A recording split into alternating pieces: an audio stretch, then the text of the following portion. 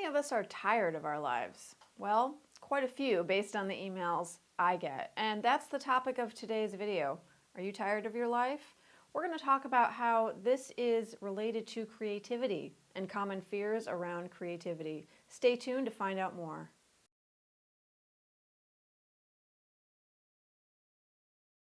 Hi everyone. Today I'm talking about what it feels like when you're tired of your life and what that is related to and how to get past it.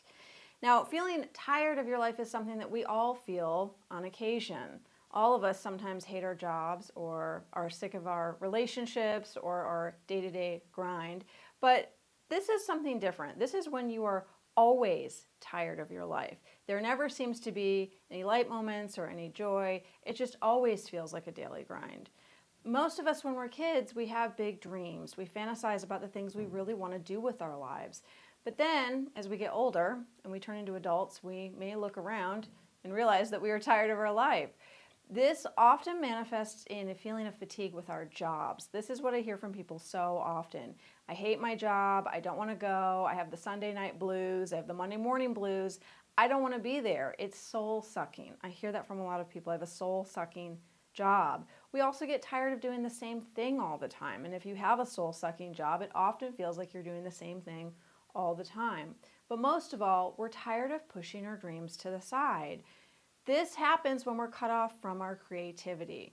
When we're cut off from our creativity, a lot of the joy leaves life for us. We oftentimes feel dull or like there's no point to anything, or we're just sick of everything because we want to be doing something different. We want to be writing or painting or drawing. We want to be creating things and making something beautiful.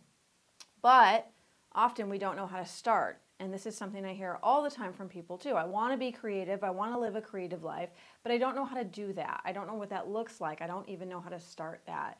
And it can be really scary to feel like you're jumping into the unknown, because once you start creating things and putting them out there, you're scared of what other people might think. Your friends, your family, strangers on the internet. We're also scared we can't pull it off. If you've ever started any creative project, you know that feeling of panic and self-doubt that comes in pretty quickly after you start that says, who are you to do this? How are you ever going to finish this? You don't know what you're doing. You should stop now before you make a fool of yourself, right? We all hear those voices in our heads. We all have those fears. These are really common fears around creativity, and they cause a lot of anxiety around creativity. So today we're going to go over one big tip to help you through this anxiety, through this common fear of creativity. The thing to know before you start, when you're working on something, is that whatever you're making, whether you're writing or you're drawing or painting, it is not going to come out looking like exactly what is in your mind. Now, for some of you, the old hands at making art and the old hands at creativity, you might say, well, that's obvious. I already know that. But when you don't have a lot of experience with really getting into your own creativity and really working on a lot of creative projects, this is not something that's so obvious. And this is something that stops a lot of people in their tracks, because we have this big, beautiful vision in our head of our novel or a painting or whatever it is we want to create. And then we start creating it. We start bringing it into actual physical form. And it becomes apparent pretty quickly that it's not matching up to the vision in our head.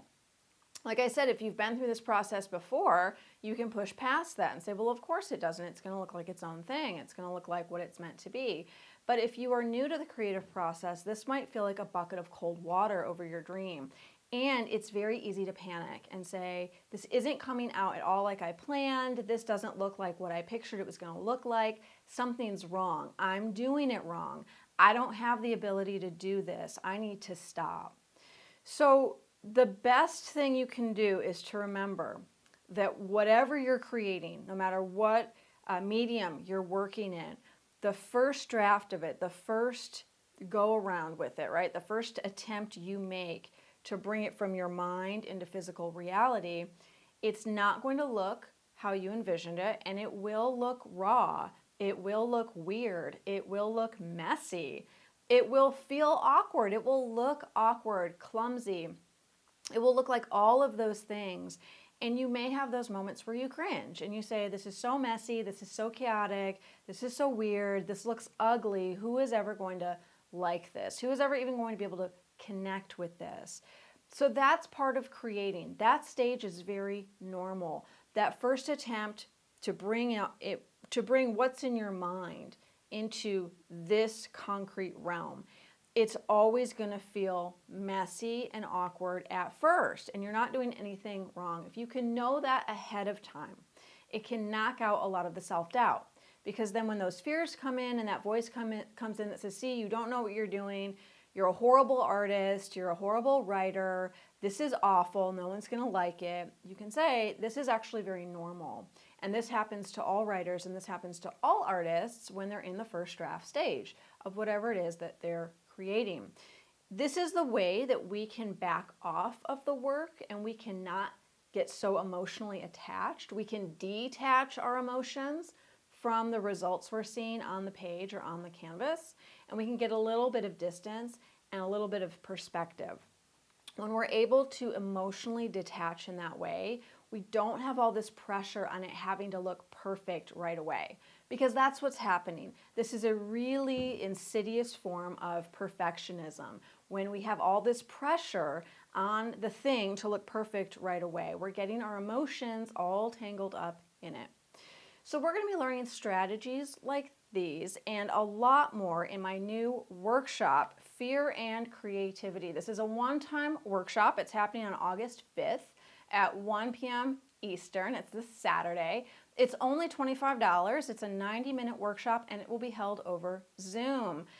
Recordings will be made, so if you can't make it live, that's perfectly fine. You can get the replay afterwards, still get all the benefits of the workshop. I'm really excited to teach this one because I get so many questions from people about anxiety and creativity, fear and creativity. How do I create? How do I keep creating? How do I work through the self-doubt? How do I work through this constant anxiety that I'm not good enough, I'm not doing it right? How do I see a project through until the end?